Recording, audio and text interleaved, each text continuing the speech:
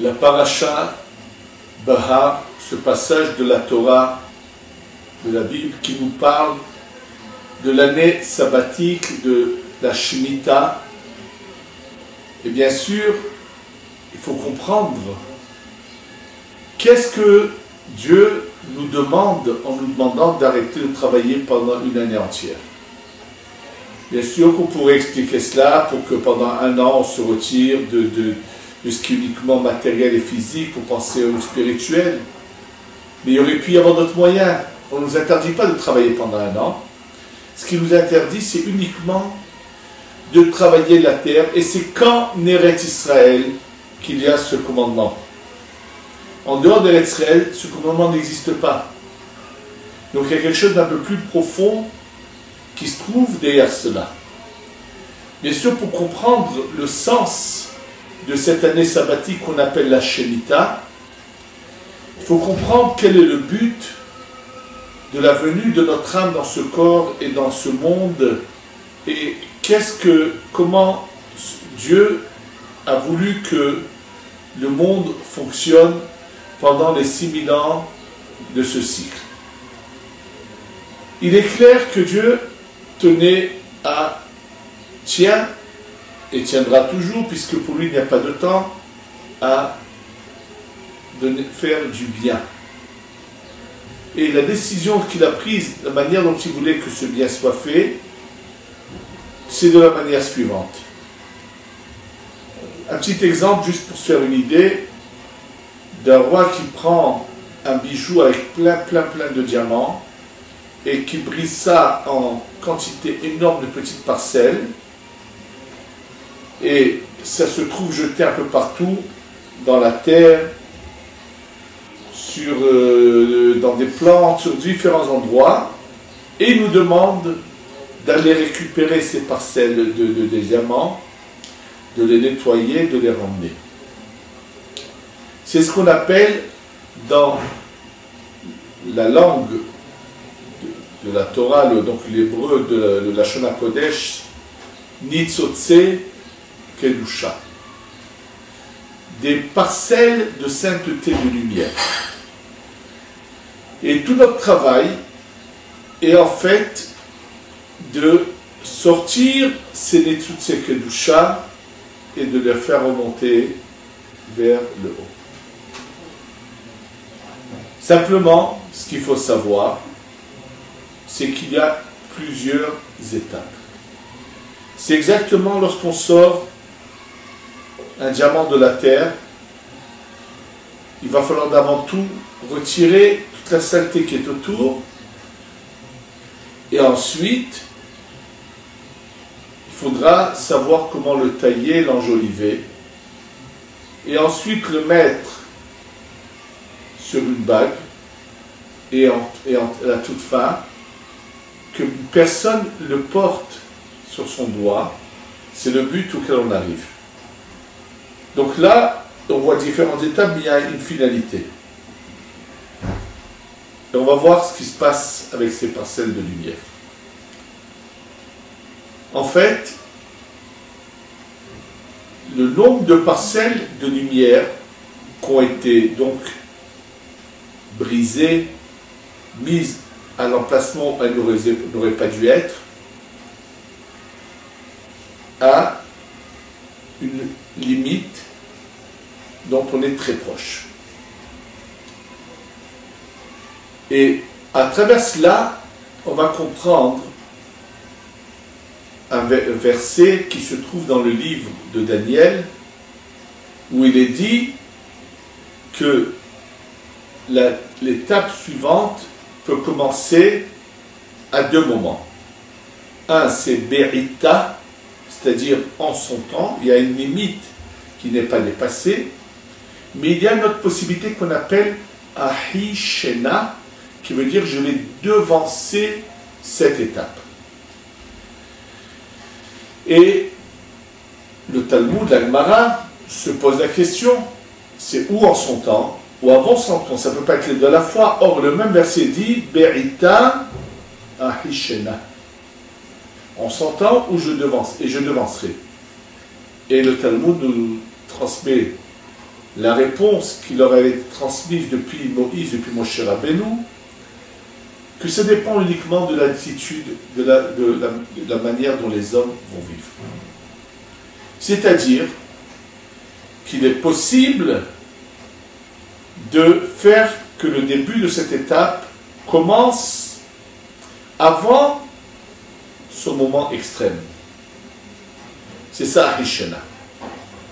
Un exemple qui figure dans notre paracha, dans ce texte que nous allons lire, Shabbat, sur la paracha de Behar. En fait, une fois qu'on nous parle de cette année sabbatique, on nous dit qu'une fois qu'il y a eu 7 fois l'année sabbatique, il y a la 50e année qu'on appelle le Yovel, qui d'ailleurs n'est plus en fonction aujourd'hui. Et on va essayer d'expliquer aussi ce qu'était le Yovel. Et là, on nous explique que la terre qui avait été partagée, la terre d'Eretz Israël, la terre d'Israël qui avait été partagée au peuple juif lorsqu'il est rentré après la sortie d'Égypte, elle a été partagée en 12 tribus, pas exactement 11 plutôt, puisque la tribu de Lévi n'avait pas le droit, mais dans les autres tribus ont toutes reçu leur part. Et chaque tribu s'était distribuée en famille, et il fallait que ces parcelles de terre restent dans les familles auxquelles elles ont été données au départ. Et c'est pour cela que même si quelqu'un devait vendre la terre de ses ancêtres par besoin d'argent, quand arrivait cette année, 50e année qu'on appelle le Yovel, chaque terre revenait à son propriétaire. C'est-à-dire que celui qui achetait une terre à quelqu'un d'autre, il l'achetait à la valeur en sachant que si par exemple on était 5 ans avant le Yovel, alors ce n'était pas une grande valeur puisqu'il savait que dans 5 ans, elle devra repartir chez son propriétaire. Par contre, s'il l'achetait juste au lendemain du dernier Yovel, donc il savait que cette terre allait lui rester chez lui encore presque 50 ans, donc bien sûr que le prix était différent. Et donc la Torah nous enseigne cette halakha en nous disant « Bishnat hayovel azot tashuv » en cette année de Yovel, vous reviendrez. Et là, le Zohar nous dit qu'en fait, dans ce verset, il y a une allusion à une opportunité qui est déjà passée, mais qui avait été une très grande opportunité, mais que nous avons ratée. C'était en 5408. Ha-Zot, He, le 5, c'est fait allusion au 5000, et Zot en hébreu, ça avait un numéro de 408. Que s'est-il passé en 5408? Un géant de la Kabbalah, un homme très saint qu'on appelait Rav Shimshon de la ville de Ostropoli, qui avait des révélations, qui a vécu à cette époque-là, et qui voyait qu'il y avait une très grande opportunité de délivrance, et a incité les gens à revenir vers Dieu, mais malheureusement, ça ne s'est pas fait, et c'est l'inverse qui s'est produit. À ce moment-là, un chef de tribu cosaque, qui s'appelait Khamilski, qui veut dire Monsieur Khamil, et il leur a dit, ce nom fait allusion à ce qui va se passer. Khamil, ce sont les 4 lettres de 4 mots. Hevle, Mashiach, Yavohu, Lahem. Les souffrances du Mashiach vont leur venir. C'est-à-dire que comme malheureusement, c'était un moment opportun, et qu'ils ne l'ont pas su de prendre ce moment opportun, c'est passé ce qui s'est passé. C'est un autre holocauste, moins connu du public. Le plus connu, c'est le dernier malheureusement, de 39-45, mais malheureusement, combien de souffrances le peuple d'Israël a passé dans son histoire. Et une des périodes très dures, qui était aussi un très grand holocauste, c'est les décrets de 5408, 5409, dont on a un témoignage d'un survivant qui a écrit un livre qui s'appelle Yaven Hametsula, qui raconte ces horreurs de ces décrets-là de 5408 et 5409. Et en fait, c'était une année qui avait été possible, mais malheureusement qui n'a pas été faite. Un événement qui ne s'est pas passé. Et aujourd'hui, on ne peut plus parler de Ahishena, que ça sera devancé, puisque aujourd'hui nous sommes arrivés à la limite. Les 2 derniers siècles qui restent du 6e millénaire font partie de ces jours de Mashiach, de Messie, que nous allons vivre, Be'ezrat Hashem, bientôt. Et donc, ce qu'il faut comprendre, c'est que comment était-il possible que le Mashiach, le Messie, vienne avant, puisqu'il ne peut venir qu'une fois que toutes ces parcelles de lumière, d'étincelles divines, saintes, disons, reviennent à leur source, soient ramassées. Or, elles sont partagées en un temps précis. Et tout le temps que chaque jour, il y a une partie de ces étincelles qui, quoi qu'on fasse, retournent à leur source. Et tout le temps que nous ne sommes pas arrivés à la fin de la récupération de ces parcelles, il est impossible que le Mashiach, le Messie, vienne. Et donc tout le temps qu'il n'est pas là, c'est parce que nous n'avons pas fini de récupérer ces parcelles-là. Donc comment aurait-il pu venir plus tôt à des périodes qui ont été prévues, qui n'ont pas eu lieu, mais qui auraient pu être possibles? Il faut croire que dans ce cycle de 6000 ans, on n'a pas été, malheureusement, très capable. Je ne peux pas faire des comparaisons aux autres cycles, puisque personne ne sait ce qui s'est passé, étant donné que si on regarde bien dans la Torah, ce cycle a même failli s'arrêter complètement. À l'époque de Noé, s'il n'y avait pas eu Noach, ça aurait été la fin. Ça veut dire que tout aurait été perdu. Donc, on ne peut pas faire de comparaison.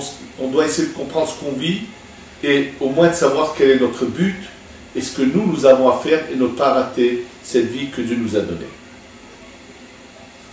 Au départ, nous explique le Rachem Akadosh, Dieu donne à chacun un grand nombre de parcelles à récupérer, et c'est pour ça que la vie est tellement longue dans les premières générations. Et quand ils voient que Dieu, que malgré qu'il leur donne beaucoup à faire, ils ne le font pas, alors la vie est raccourcie et donc écourtée, et les gens vivent moins que ces générations de Adam de cette époque-là, pour qu'on arrive à faire ce qu'on nous a demandé de faire dans le nombre d'années que Dieu nous a donné. Et donc on revient à la question, comment le péché aurait pu se passer? Ce qu'il faut comprendre, c'est que chacun de nous, tous les jours, par ces 3 prières, a, disons, plus ou moins fait le travail qui concerne ce jour-là. Donc dans ce cas-là, il y a une question qu'on va tous se poser. Alors, qu'est-ce que fait l'individu qui, pendant sa journée, va se donner complètement au service de Dieu, à faire de bonnes actions, à se donner à l'étude de la Torah qui est en soi un commandement et qui est le commandement qui a le plus de valeur. L'étude de la Torah, c'est-à-dire des lois de la Torah, n'est pas uniquement dans le but de savoir comment pratiquer, mais chaque mot de notre bouche qui sort dans cette étude fait un travail qui est au-dessus même de l'action des mitzvot, puisque l'action des commandements de la Torah, c'est des actions en général matérielles, alors que l'étude est une action spirituelle, ce sont des paroles qui sortent, et chaque parole qui va sortir de la bouche d'un individu va faire en sorte que des parcelles de lumière qui sont, puisqu'il y a différents niveaux, vont monter très haut. Donc, qu'est-ce que nous faisons? Que faisons-nous pendant la journée, en dehors de nos 3 prières? Ce qu'il faut savoir, c'est que, en fait, lorsque on fait plus que ce qui est notre obligation, tout ce qu'on fait comme action bonne et comme étude de Torah valable pendant une journée, on va devancer ces parcelles qui concernent les jours à venir. Et c'est ça ce qui était la possibilité que nous avions, c'est que si le peuple avait été méritant, c'est on aurait pu anticiper cette étape de la venue du Mashiach. Ça a failli se passer vraiment une fois dans l'histoire, à l'époque du roi Chizkiya.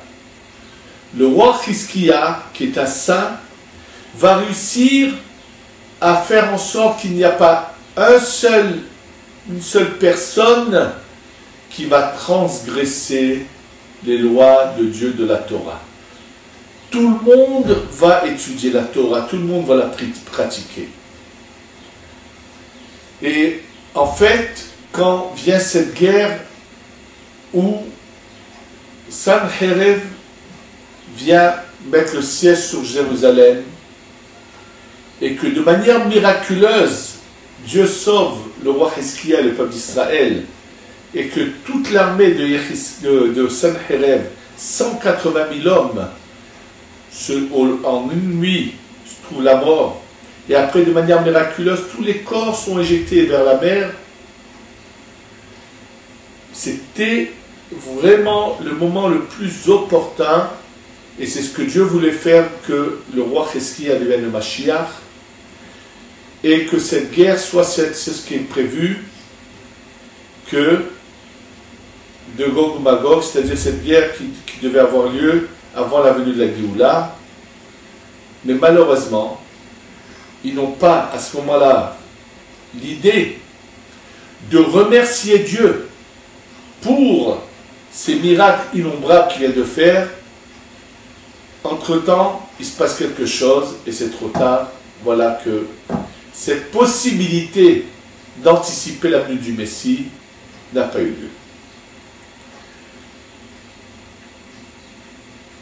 Alors, et s'ils étaient tellement pris, ils ont déjà récupéré. Qu'est-ce qu'on fait depuis cette époque jusqu'à présent? Et là, il faut comprendre quelque chose de très important. Les parcelles de lumière divine, sainte, qui sont récupérées en leur temps, personne ne peut les refaire tomber. Elles vont à leur place, il y a un édifice qui se fait là-haut, plus personne ne peut y toucher. Par contre, toutes les parcelles qui ont été récupérées avant leur moment, il y a des individus qui peuvent les refaire tomber en fautant. Et on va voir quel genre de faute est la plus grave qui fait retomber toutes ces partielles-là. Donc c'est vrai qu'à l'époque du roi Hizkiya, on avait réussi à presque tout récupérer, il manquait presque rien pour faire une Géoula.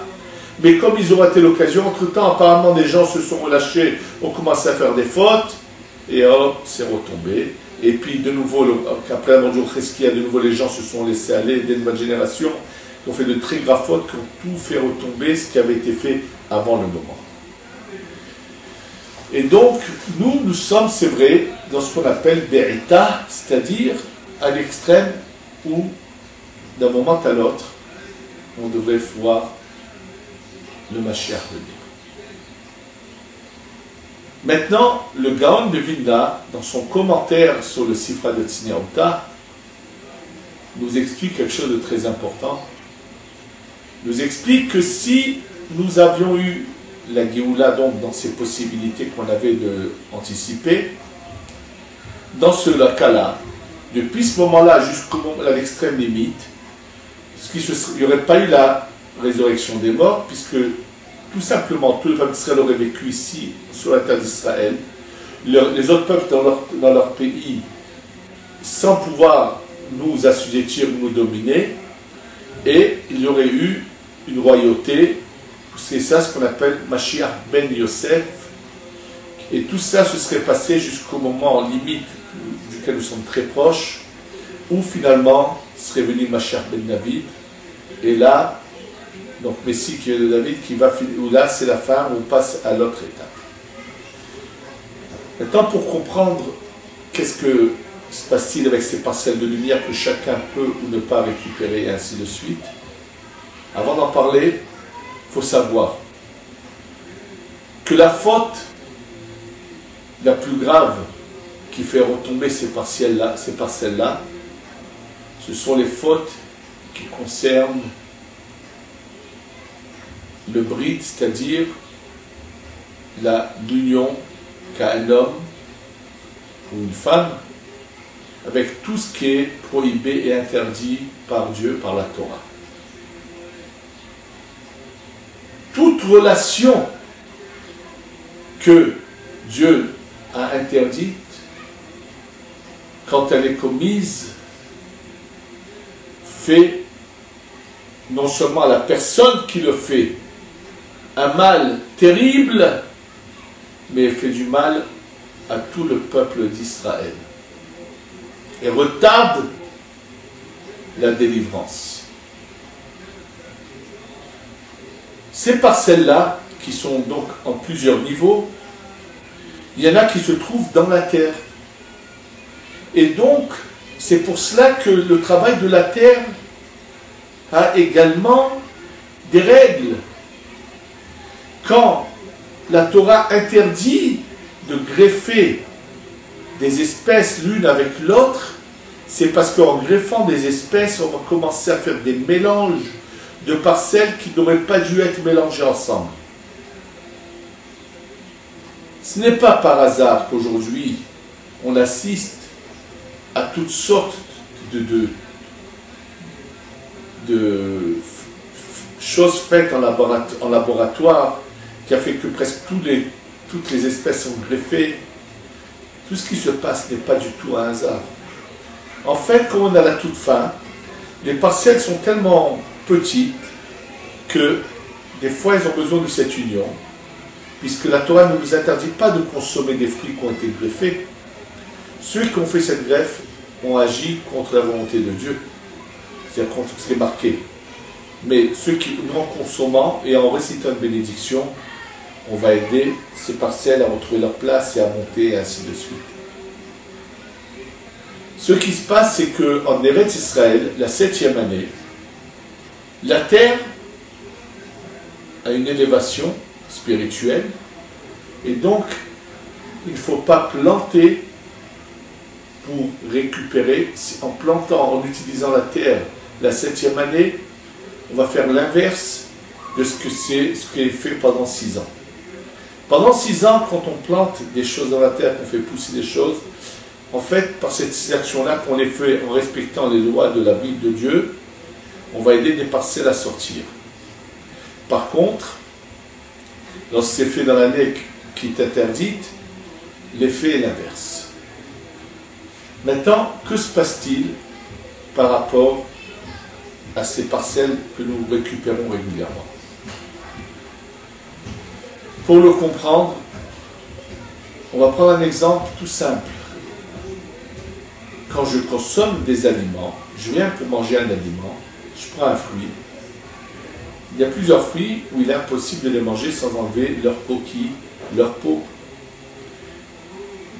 Il y a énormément, les noix, le banane, le coco, les cacahuètes. Il y a énormément où à l'extérieur il y a quelque chose. Il y a d'autres fruits qu'on ne peut pas manger sans retirer quelque chose qui se trouve à l'intérieur. Quand je prends une date, elle a à l'intérieur un noyau. Et d'autres fruits comme ça, il faut retirer ce qui est à l'intérieur qui n'est pas mangeable, l'olive, le noyau qui est à l'intérieur. C'est-à-dire que je fais une séparation entre ce qui est bon, ce qui a donc en lui des parcelles divines, et entre ce qui est mauvais, donc c'est le mal et le bien qui se séparent. Et quand je fais une bénédiction que je consomme, je vais aider ce bien qui se trouve dans ce que je consomme à monter à sa source. Mais pas tout ce que je consomme va monter à sa source. Mon corps va reprendre ce que j'ai consommé et va le séparer en deux. Et une partie va monter à sa source, une partie va être éjectée.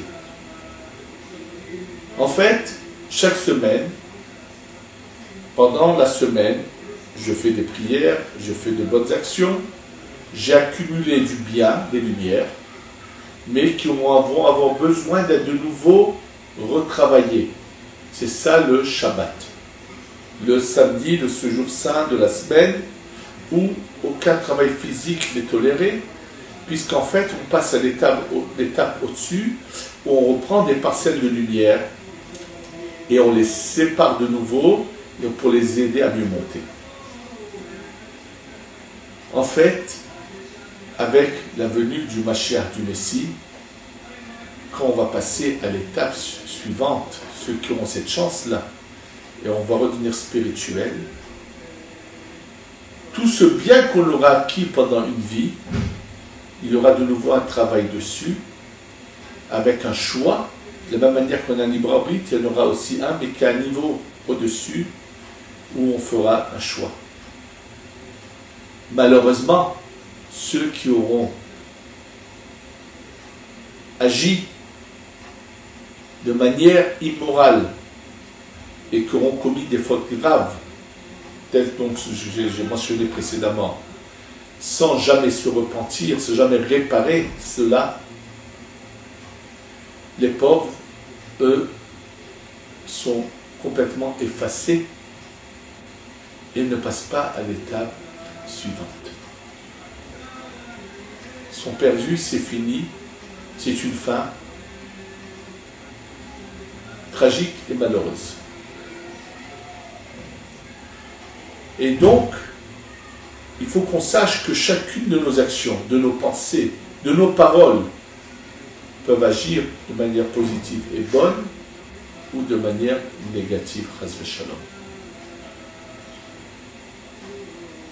Il faut le savoir que c'est par miséricorde, par gentillesse, par bonté que Dieu repousse cette étape finale au maximum pour donner un maximum de chance à tous ceux qui pourraient être récupérés d'être récupérés. Parce qu'après, ça sera trop tard. Chacun qui vient dans ce monde vient avec du bien et du mal en lui. Et si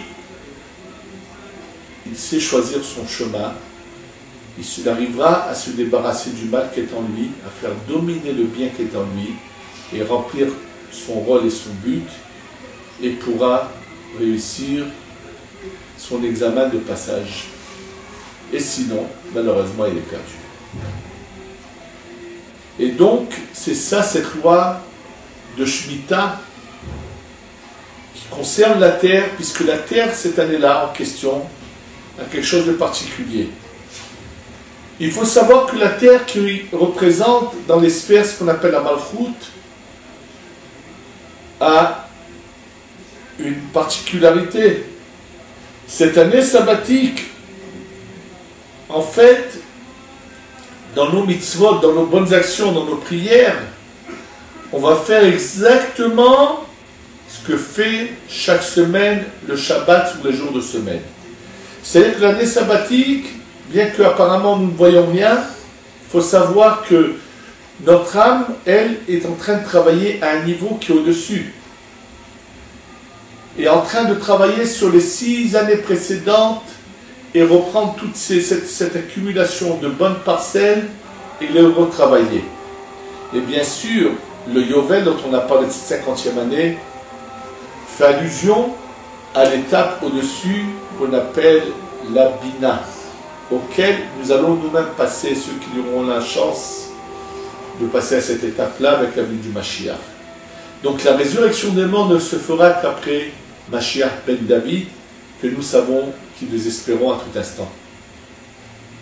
Comment les choses se passent exactement, nous ne savons pas, mais une chose est sûre. Nous sommes très près et que ce que nous devons faire, c'est chaque jour ne pas laisser un seul jour de notre vie être gâché et raté. Que Dieu nous aide à récupérer toutes ces parcelles que chacun de nous incombe à nous de faire. D'aider autour de nous ceux qui n'ont pas encore compris à le faire également. Et que nous voyons enfin la Géoula Shlema venir. Amen ve Amen.